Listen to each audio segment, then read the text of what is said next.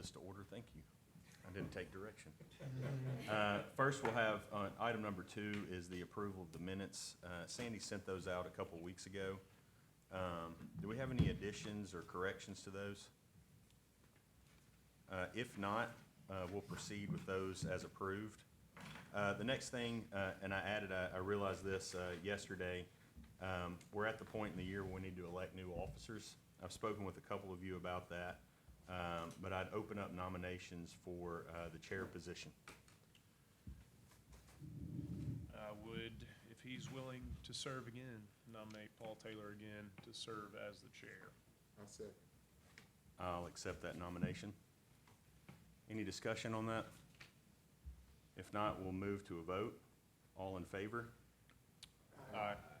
Any opposition? If not, I appreciate your confidence in me to share, to operate in this position again. Next, we'll move on to the vice chair role. I would nominate Ross Pretty to serve in that role. Do I have a second? Any discussion on that? If not, we'll move to a vote on that. All in favor? Any opposed? If not, Mr. Pretty, thank you for your willingness to serve there. Moving on to the secretary position, I would nominate Mr. Tharp to serve in that role for this year. Can I get a second on that? Second. Any discussion? All in favor? Aye. Any opposition? The motion passes. Moving on to number 4, information. As you're all aware, we've been going through this year, and we'll continue on into FY22 year, but having a revenue report by Mr. Arnold, this helps us kind of keep track of where we are on some critical revenue categories that we saw impacted by the pandemic last year, and maybe some trimmer effects or some interesting economic activity that we could see in this coming year. Mr. Arnold, could you give us a report on where we kind of finished the year and what we looked at in the most recent month? Sure, I'm happy to.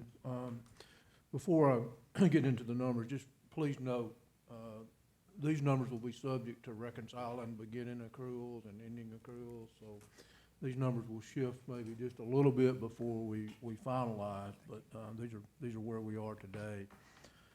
So first, let me address sales tax compared to budget. That's been one of the metrics we've been measuring all year. So total sales tax, this would include local sales tax and state sales tax. We finished 26% above our budgeted number for this year. Of course, you know, going into it, the budget was difficult to project, and we wanted to be appropriately conservative.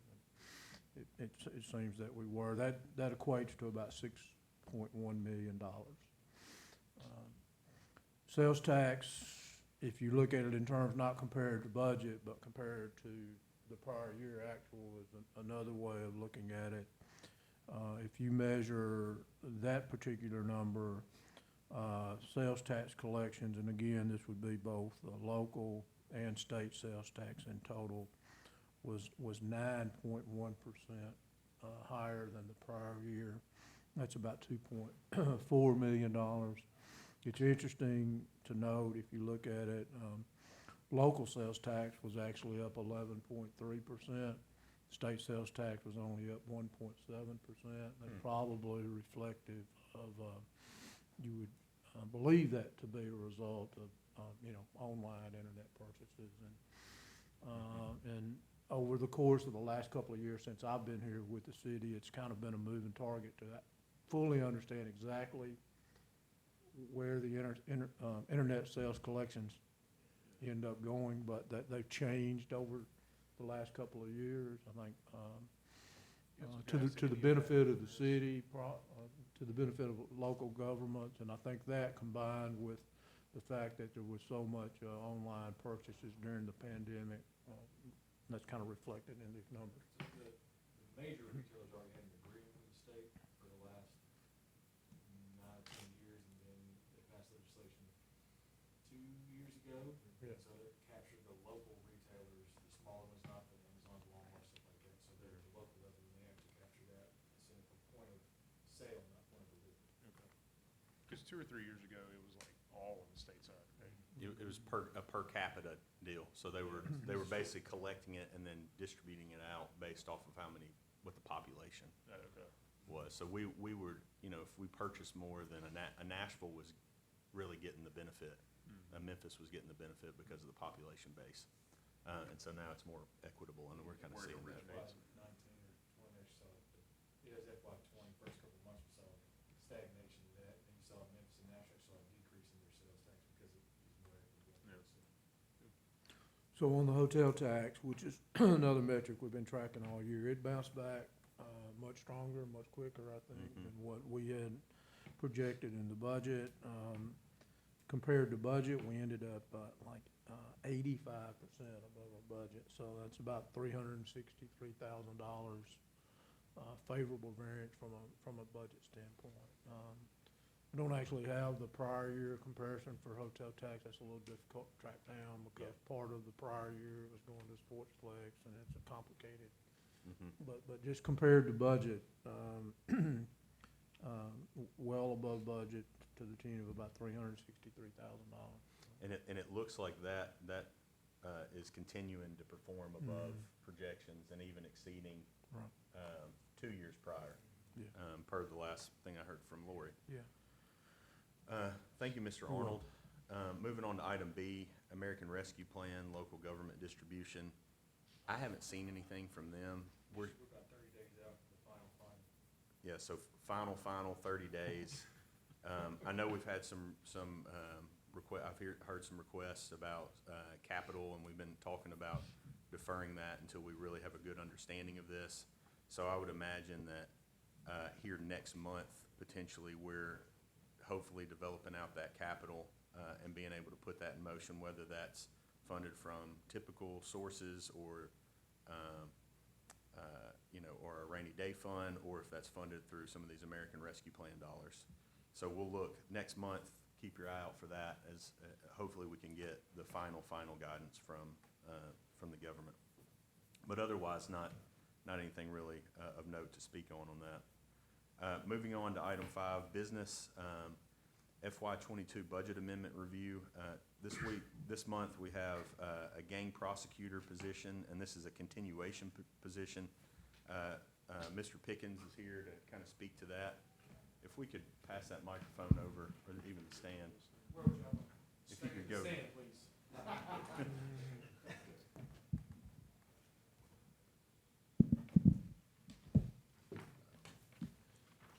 Good morning, everyone. I appreciate the opportunity to come here, speak to you about what I believe is a very important position here in the city of Jackson. With the exception, I think, Mr.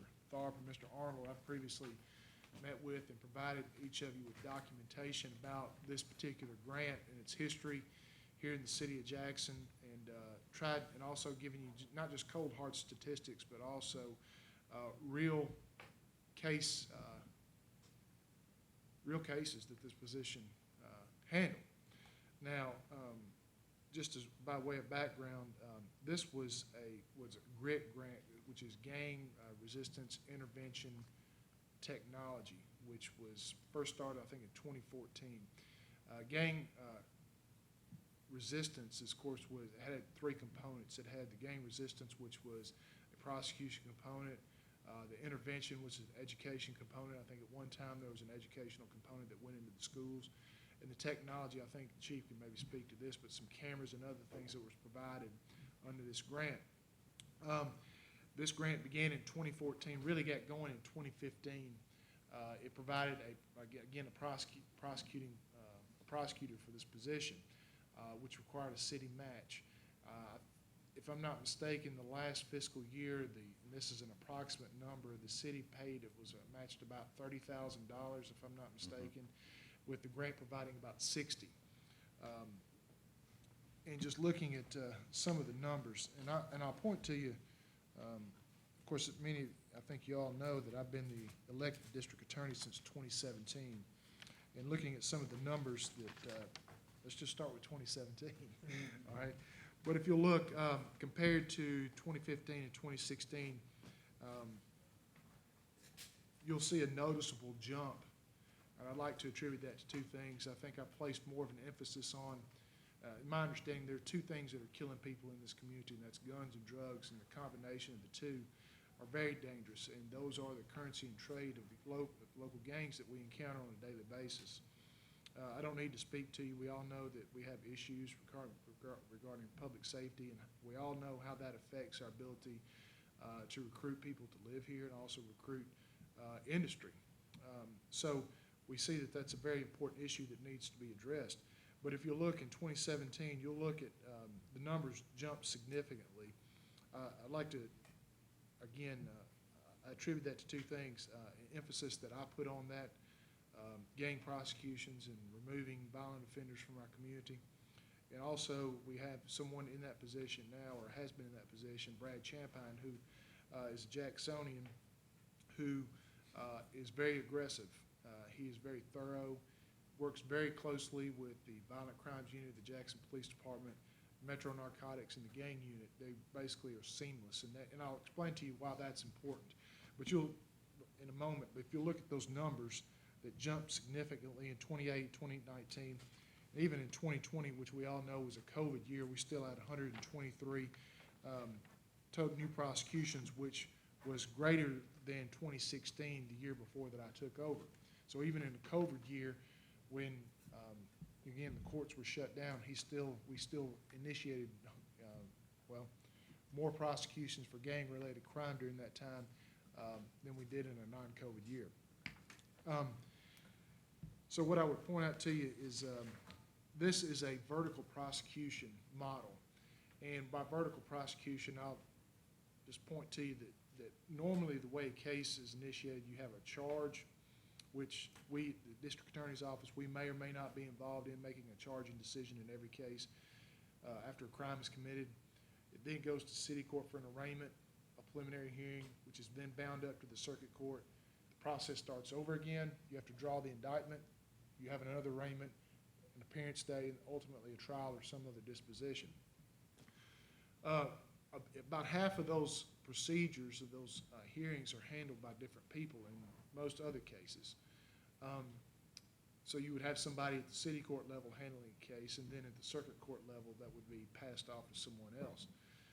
With a vertical prosecution model, it means that position, it begins most often, because they're violent crimes normally, it'll begin with a pre-charging decision, work with the investigators and the units making a decision about the proper charge, proper strategy to follow. Start with the arraignment, the preliminary hearing. We'll conduct all of those things. We'll draw the indictment based upon the proof that's been presented, developed, and also at the preliminary hearing, the testimony.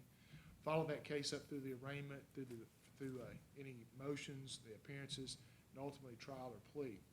And so that's important for a number of reasons, because the dynamic that we fight, and the chief can attest to this, with gang prosecutions, these things are often very intelligence-driven. Intelligence-driven in the sense that motives are very important.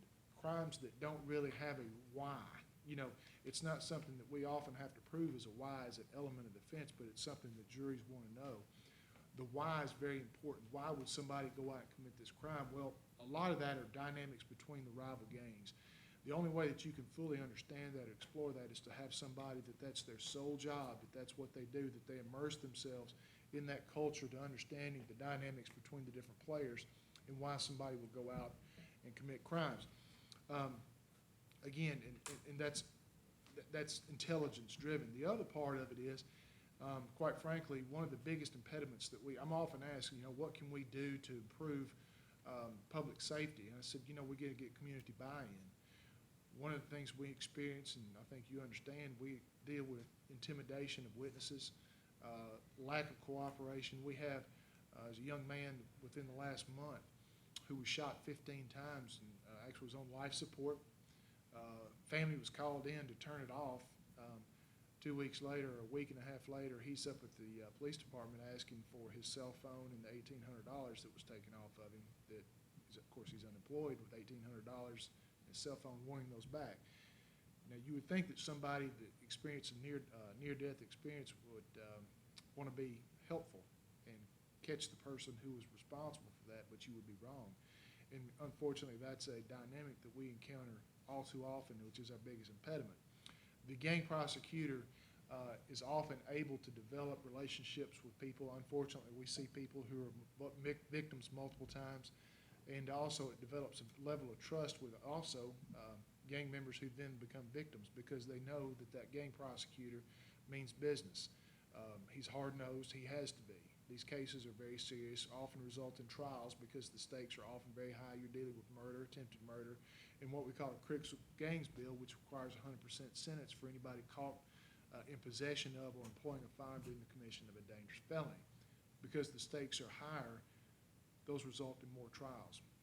So that's a little bit about the vertical prosecution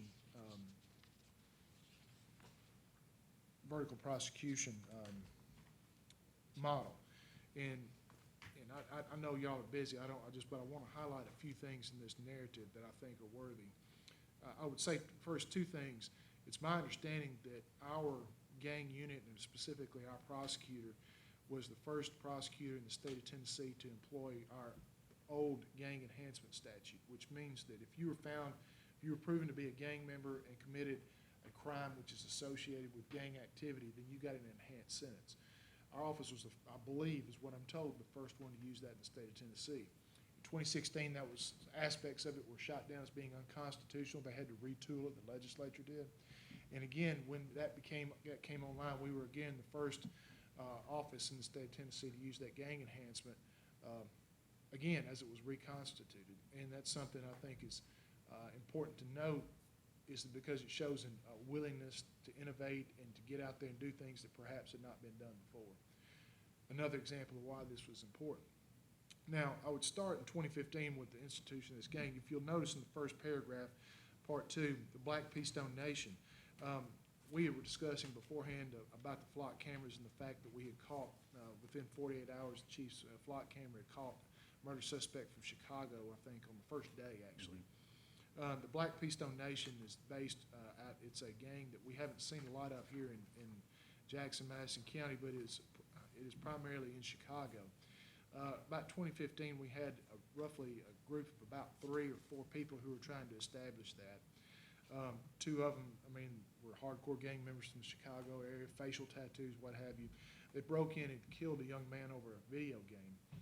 So we were able to convict. That was the first time that we used the gang enhancement. We were able to convict 2 of those individuals of that homicide. Now, we don't have issues that I'm told of the Black Peastone Nation. So did that keep them from getting a foothold here in our community? I'd say that, can't know for sure, but it sure didn't do anything to help their recruitment efforts. I'll say that. So that was the first time that the gang enhancement was used. I would also look at the bottom of the page, Corbin Davis. It was again a vice lord who was convicted of first-degree murder. Cold case homicide that was from 2013. We're working with the gang unit, and Tony Merriweather was a documented crip. We were able to convict him of first-degree murder. Interesting case that I'm sure that you all, again, looking ahead at 2017, if you'll remember, up on Walker Road, we had the young man who was a football player at Arkansas State and his mother's boyfriend, who were both killed by some individuals who were trying to rob them in a drug-related homicide. It's interesting to note that, and again, we have a very active gang unit here, and the police department should be commended for that. We're able to develop information that Rodarius Bond, a.k.a. Hot Rod, who's actually a student at MTSU at the time, had been contracted to come back and eliminate witnesses.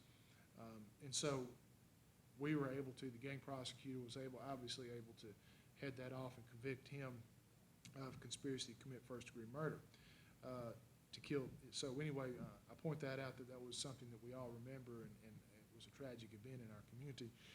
And to say that even after we're able to make arrests, these cases don't simply end, it continues on.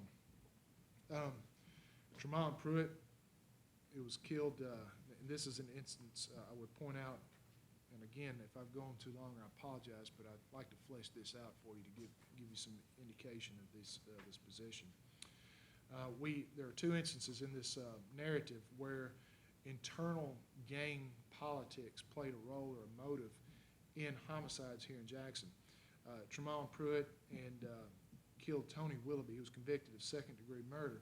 And that was all regarding a power struggle that was actually originated from the TDOC, Tennessee Department of Correction.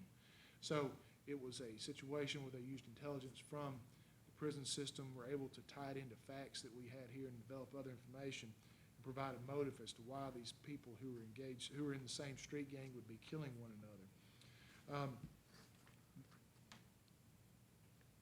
Jody, can I ask you a Sure. question real quick? On, so as we talked about, as you kind of opened with, we have, the city had previously matched about $30,000 towards this position. Right. And the grant was providing another $60,000. Mm-hmm. Where is Mr. Champlain now on, as far, I'm looking here at Assistant District Attorney, the pay scale, which we go by. Where is he at now on this scale? He's at level 5. Okay, so He he's will a move level, to level 6 he will be moving to level in 6 December. in December. And if I could pass this around, I'm Sure. gonna go ahead and move on to the salary. I'll just say that we've had, to end this, end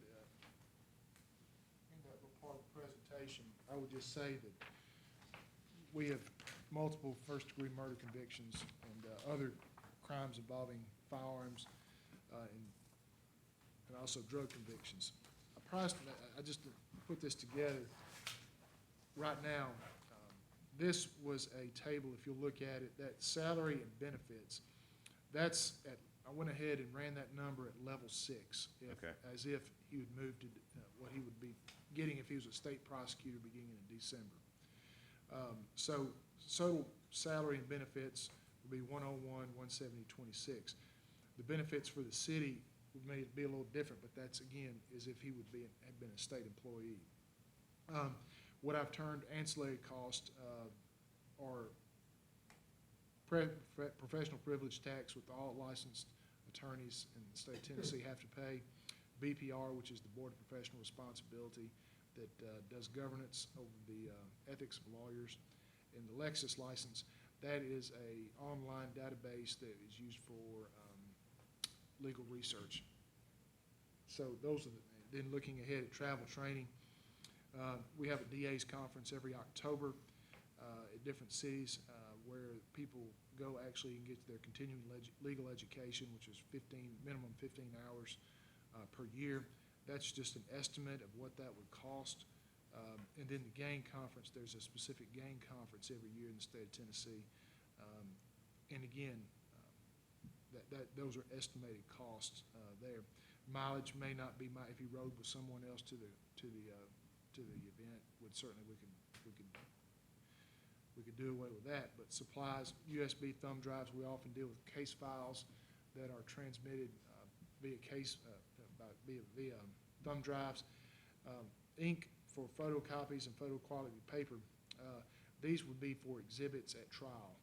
We have photographs that we print out and ultimately admitted into evidence, and it's important. Detail is often very, very important in those things, and so we do employ color copies and ink, which can be expensive.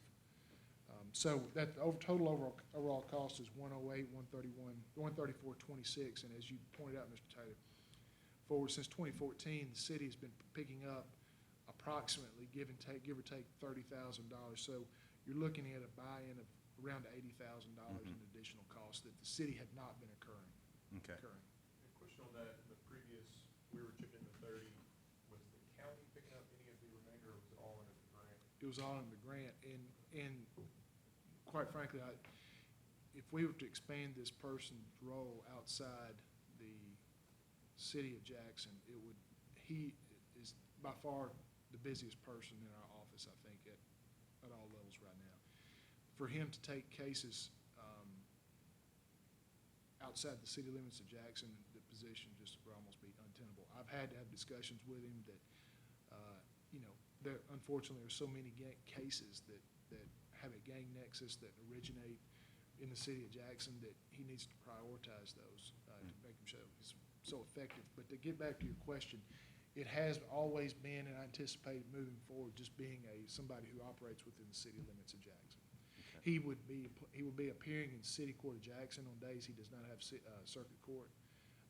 I I don't anticipate him going to general sessions unless there was some case that originated from within the city limits of Jackson and ended up in general sessions. Chief, is there anything that you could add on the relationship between this prosecutor position and your, General Pickens, thank you very much for that. And we may have some additional questions for you. Sure. But I want to open it up to the chief, I know he's here. I really don't want to follow you up. No, so I spent the majority of my career working gangs and drugs and organized crime and those type things. And this position with the district attorney's office, a gang prosecutor, has been very important on the prosecution. Like the general said, some of these prosecutions are very complex and very challenging. But when you've got a prosecutor that is working in city court and he knows the gang members when he sees them on first name, you know, he recognizes them. He recognizes if they're rival gang members in there or if there's witnesses. And the relationship and the communication that the gang prosecutor has with our gang investigators, narcotics and violent crime investigators, you know, you really just can't put a price on that. I mean, this is, I'm not sure what information General gave you, but the numbers are overwhelming. So here's the reality. I've been here 25 years. Jackson's always had a gang problem. It's just the reality. Are we at where we were 10 years ago with gangs and violent crimes? No. We've been able to decline that, arrest people, make good cases. We did the first ever RICO case that was in Jackson with the Memphis case and got 8 violent gang members, gangster disciples, off the street. Some of them got upwards to life in a federal prosecution. But these, like on that particular case, the state prosecutions go hand in hand with that. So we are making progress, and we don't want to take a step back by not funding this position. I mean, in general, talked about the GRIT grant. You know, part of that grant initially was teaching a anti-gang curriculum in the elementary schools, and they actually trained a civilian team to go in there and teach that. And we saw some really positive results out of that also. But you know, it's just a very important position that we have to continue. Here's the deal with violent crime. The majority of violent crime is either associated with drugs, gangs, or robberies, those type things. And the individuals and the groups that are involved in these type violent crimes, even a lot of times the victim has a gang nexus. Like the general said, the guy that got shot 15 times, he came down to the police department to pick his property up. And he told the violent crime investigators he appreciated everything the police department did for him to save his life. Because we've got a lot of prior military, a lot of guys that apply tourniquets. A lot of times we're first on scene. And but he was not going to cooperate with the police. And so that is something that we have to deal with, and that's very challenging. So a lot of times we have to rely on investigative tools or technology and other avenues to make these cases and prosecute them when the victims don't want to cooperate. But I mean, it's like I just can't. I can't tell you how important this position is, because this prosecutor, he gets his case at city court, follows it all the way through. And I've seen cases where we've had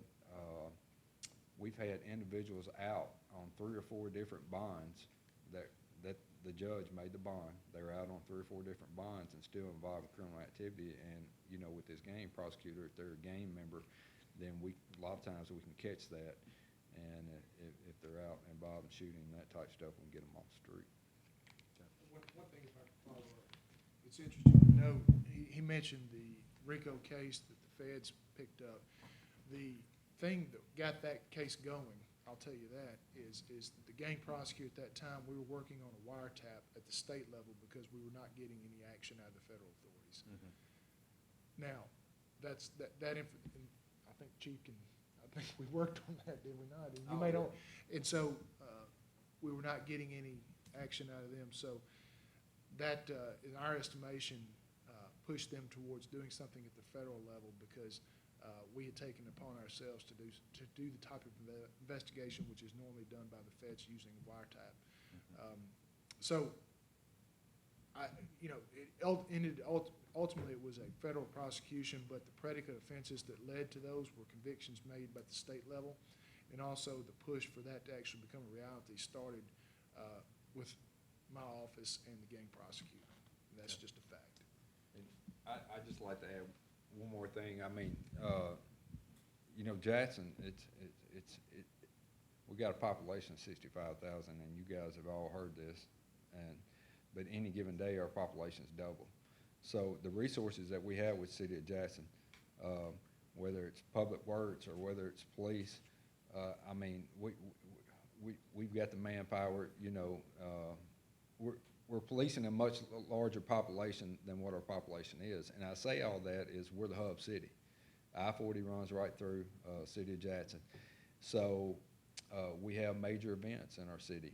And a lot of times we have gang members and drug dealers from all over West Tennessee that come to Jackson to shop or involved in criminal activity. And so it's just not like Jackson is setting out 50 miles by itself. We're the hub city. So we're not only dealing with issues that we have in the City of Jackson, we're dealing with surrounding issues because these individuals and groups you know, come to our city, and we have to deal with it. Any questions from the group? No, I just want to just say, I think it's an opportunity that, you know, thank you all for your hard work, and I think the position is much needed.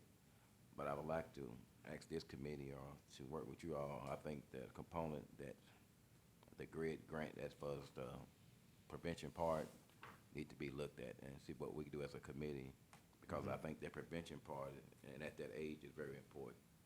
If you catch them at the middle school or elementary age, and I think that is a very important part that need to be looked at, because, I mean, you know, we want to do it, we're not doing right, but if we can catch them at their early age. I mean, I got a 13-year-old at my facility right now with an ankle brace. Yeah. Right now with an ankle brace on. I worked at Liberty High School, and I know we probably had 6 to 8 young men and ladies walk around with an ankle brace at that age. So I think the prevention part is very important, that I think we need to start looking at to work. You know, I don't know what the cost would be. We'll bring that component back. But I think it would be great working with the school system. We can approach them as a committee or as a group to kind of see, can we collaborate to bring that component back? Because I think it would be very important, because I work over at Parkview at school over there, and I know she welcome the gang unit in any time to come in, and I mean, they even want in-service to kind of help the teachers to know what to look for. So I think at that age, getting these kids would be very important to be able to save some. Because, I mean, a 13-year-old, man, that's, I some agree. probably younger than that, is probably. I don't mean to interrupt, but people ask me all the time, you know, how we're going to get out of this. And I think that, you know, prosecution and effective enforcement is a part of that. But if you really want to break the cycle, as we talked about, and I think we've had this discussion many times, Councilman, is that you got to get, two things, is you got to get the kids early, and it's an education component. And, you know, and unfortunately, the reality is, you know, we can try, and we do try to rehabilitate those who we feel like that can be rehabilitated.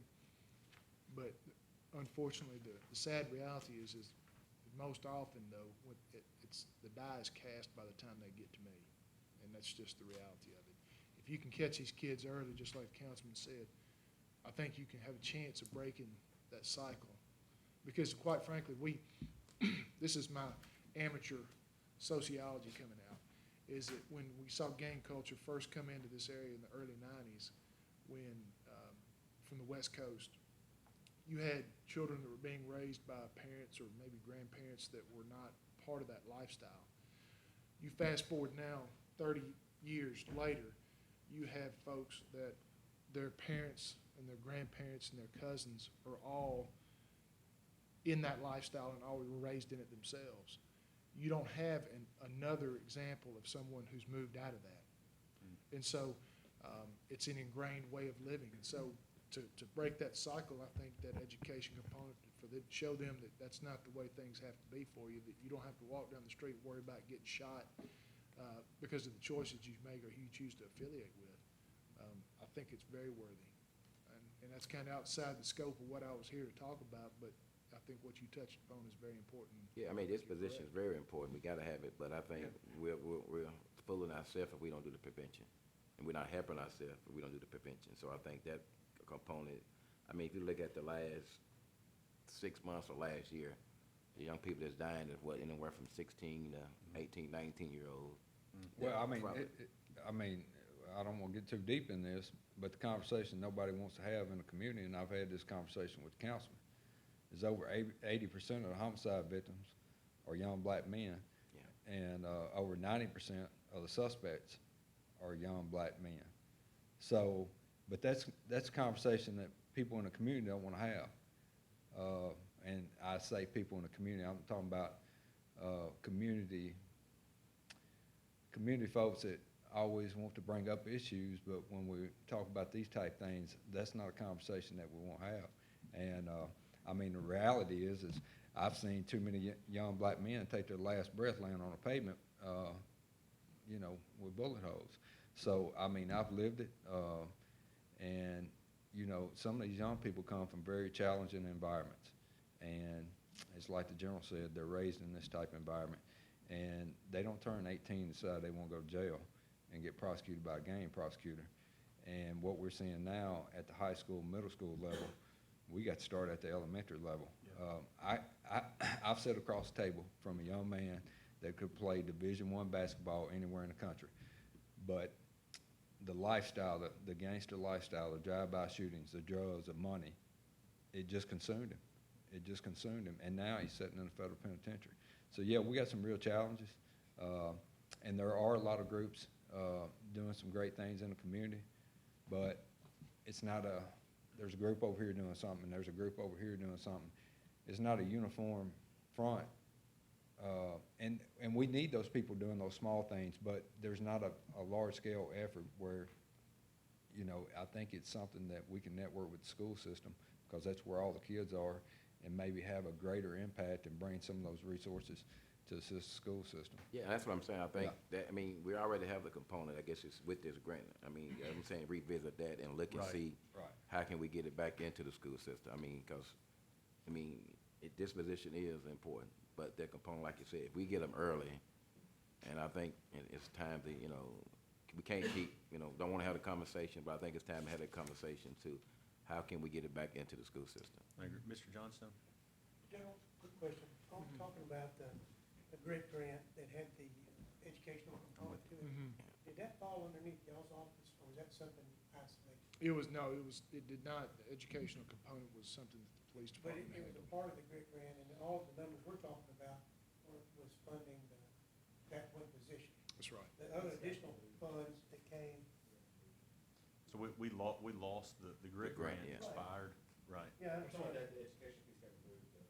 Yeah, It did move? It got removed. yeah. Oh, it got removed from the GRIT grant. Yeah, it phased out long before the actual prosecution part of the GRIT grant But did. before it got phased out, was it isolating with the police department or some educational wing, not in your wing? No, that was, part of it was particularly administered by the police But, department. well, I'm probably getting in the weeds. I just quickly, you know, was there a ballpark cost to that y'all may have remembered what it was? Well, I mean, I can get that to the budget committee. You know, that's been several years ago, and I don't recall what the cost was. I can just tell you how we did it. The police department was responsible for the grant. We partnered with community members. They got the training to teach the curriculum in the school. They networked with school and coordinated all that. So were they the unified front you're talking about? The or is it community unified? members, that Yeah, agreed to you know, teach the there's curriculum. isolated pockets that are doing great work, and you said about needing a unified front to meet that. Was that GRIT grant educational component, the unified front that you were talking about? Yeah, I mean, that was something that was being taught in all the elementary schools. It was the Phoenix curriculum, the Right. department had the contract. Right, armed. Yeah, it was So we early, trained armed yeah. personnel and and they went in and taught it. And that's what I'm saying, we need to get the message out, the prevention out, across the board instead of just in little pockets. here. And I'll say that there, at one time, and again, that was not something I was necessarily involved in, there's a little resistance at times for that curriculum being taught, because if you do that, then you admit that there's an issue a little Yeah. bit. Mhm. And so, Jackson gets painted with the brush of being a violent place. I mean, having a curriculum such as that, what damage is that gonna do to us? We're acknowledging the problem that we all know is real, and an opportunity to help young people and break that cycle. So I think it's, again, what you said, Councilman Dodd, I think is, I can't disagree with anything that you said. I think it all comes together. I mean, if we're Yeah. gonna fix it, that prevention, and we gotta show people that we're willing to do the prevention part. Yeah. Not only just lock them up, but how can we help? And Yeah. we've applied for additional grant a couple of years ago, and we included that in there, but we didn't get the grant. Okay. I think that was there was only 10 of those grants. It was $1 million grant, and there was only 10 of those grants awarded throughout the United States, so it's very competitive. And so, I mean, it's still a priority for us. And let me say this, I did not mention this, but the reason why I'm here with you today is we have applied with it's called a Smart Prosecutions Grants through the BGA. We have applied, I've been told by those who are in the Circle Grant community, that our chances of getting that grant are slim, very slim. There are only 22 awards in the entire country this year. So, we have done that. We are looking for alternative sources of funding. But I think that what I'm told is our chances are slim to none, and slim may just have left town, so. Well, thank you, General Pickens, thank you, Chief. Yeah, for I apologize if that. I went on too No, long. no, I this just is like really, to- this is really important for our community and, to get it right. We're having some side discussions over here about, how this all goes together. I would move to recommend that the city council take on the costs of this prosecutor position. And in addition to that, explore and figure out, in the interim, as we move forward, explore how we put this prevention and education component together. I know we may have some of that curriculum material in storage. Let's look at what the costs associated with that, and if we can team up with another group in town to get that going again. I think, from what I'm hearing, that's really critical. If we're trying to solve it at one end of the pipe, we're not really understanding where everything's coming at the other end of the pipe. So that's my motion is to fund the balance, which I have based off of the general's recommendation, about $80,000 for this position, and for the city council to explore funding for the prevention educational component that we've spoken about. So that 80,000, did we already have that other prior monies included in the budget? We've already budgeted 30 for this as our match, so this would be an $80,000 addition to that. I second that motion. So we have a motion and a second. Any other discussion on this? Just a question of clarification, do we need to run this through HR to make sure the numbers match up with benefits, or is it pretty accurate? Of course, the cost of the retirement plan will be accurately calculated for the health plan, but changes. I would say, I wouldn't feel the need to do that. Okay. So, any other discussion around that? Do you see any issue with that? Okay. So we have a motion and a second. Any other discussion? All in favor, say aye. Any opposition? Hearing none, motion passes. Thank you. Thank you. Appreciate it. Thank you, Chief. Consideration. Moving on to item B, goal / need-oriented subcommittees. I've added a new one after some discussion with the chief, with Chief Weiser and Deputy Chief Friddle, about some police and fire staffing. We've talked about this for a long time, looking at our staffing needs, looking at our pay scale, and the compensation for both of these groups of first responders.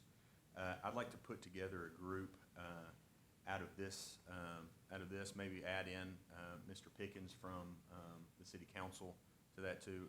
Johnny, I don't know if you'd be interested in serving on this, but to really go through and look and compare ourselves to some other communities and see where we're at, one, in the staffing needs, and two, in the compensation scale.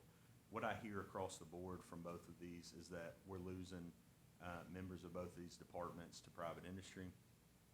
We've got some issues that we need to resolve on the pay scale.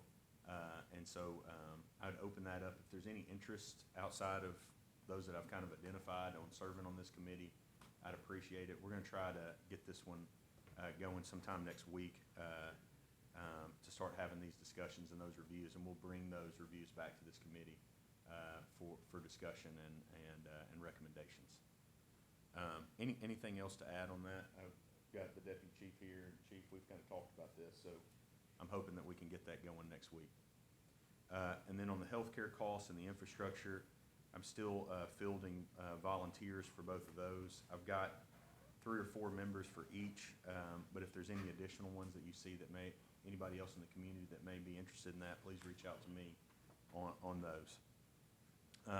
With Ms. McKinney not being present today, we'll defer her update on our purchasing recommendations and action plan. For those of you that weren't present at our last meeting, Ms. McKinney's been working on overhauling our purchasing processes. Okay, thank you, Mayor. Yeah, we met week before last, and they got the kind of the shell of it and everything. They're meeting with individual departments now to get kind of an individualized plan. So we met with the department heads. It's not a one-size-fits-all on how that works, so kind of get an individualized plan to tailor to the departments and best serve us to be accountable, to be efficient, and transparent in how we do it, and remove any opportunities for fraud, or just limit those opportunities for mess-ups. Thank you. Any questions on that? If not, item D, I'm drafting our annual report. When we became the audit committee, one of the duties of that was to report to the city council. I'll draft that and present it to you guys at our next meeting for your approval prior to presenting that to the city council. Our next regular meeting time, we've been shooting for the second Thursday of the month. I know this one came a little early in the month, and Mark's ready to jet set out of here. August the 12th at 11 a.m. is our next regularly scheduled meeting. Are there any other business that we need to consider today? If not, I appreciate all your time today, and be looking for a draft of that report coming in the next couple of weeks. And if you got any recommendations on any of these subcommittees, please reach out to me. Recommendation to replace Doug. Yes.